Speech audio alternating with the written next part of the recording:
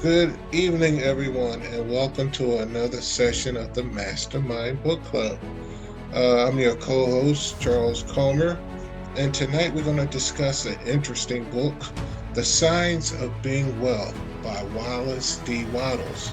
And the first person we'll have up to give their a brief summary will be Gina Pritchett. Right. Thanks, Charles. So The Science of Being Rich, one in a trilogy, I believe, the Science of Being Rich, the Science of Getting Well, and then there's a science also of being great. And we talk about one of them in our last book club. And so obviously we like this guy quite a bit. And anyway, reading this book is really encouraging to me. And it's been written like back in 1910, I should say, a long, long time ago. And I think science is starting to catch up with it right now and realizing how the power of positive thinking, the power of looking, within us to see how, what is it that we have within us? How can we work with that? How God or the universe works with us. And it talks about how we can improve our health by not even thinking, okay, that we're sick, that just think more of health than thinking of illness. But anyway, this book, as I had mentioned earlier to this group, this has been really encouraging to me whenever I see something that's happening on the world stage or even happening in my life. It helps me to reflect upon it and say, okay, everything is working out for the good eventually. So he tells us to give thanks. Just remember to be grateful for where we are in life. Charles. All right, thank you, Gina. Thank you so much.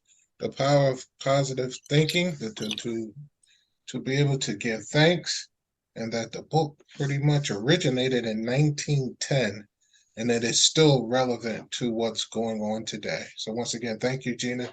Next up, we're going to have Martha Johnson, who will give her summary. Hello, Martha.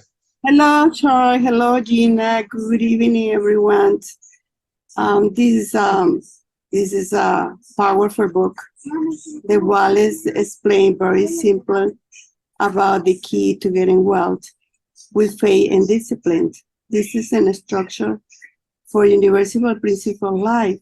One of the keys that Wallace was mentioned, it was self-control and self-direction. And another thing that catch myself is eat slowly. And when you have your food on the table, just enjoy the food. Just be appreciate what you have. And another thing is to breathe deeply to get the oxygen. That way, between you eat healthy and breathing, you get more healthy and get more oxygen into your body. So for me, this is powerful because we need to take care of our body in the best way we can to prevent for all the diseases we carry right now. And this is my summary for this night. And thank you very much for having me. Awesome, Martha. Awesome. I love what you said. That faith and discipline can also increase your health.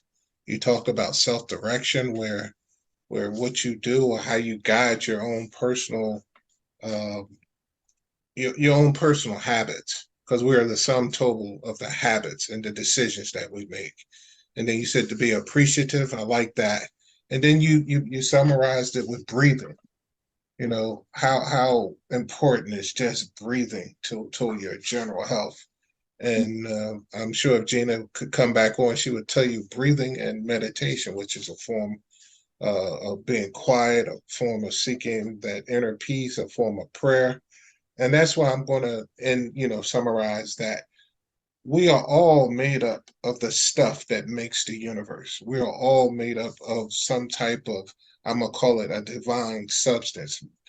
Some scientists call it particles, atoms, molecules, but I'm going to call it God stuff. Everything around us is God stuff. And the author of the book talks about using this stuff to along with faith and prayer and self-direction and being appreciative and breathing, that we can heal ourselves. Everything has the power to regenerate itself. I often think back when I was in the gym before COVID, that I would go and you would do crunches, or you would do presses, and that would tear the muscles or break down the muscles, only for the muscles to regenerate themselves.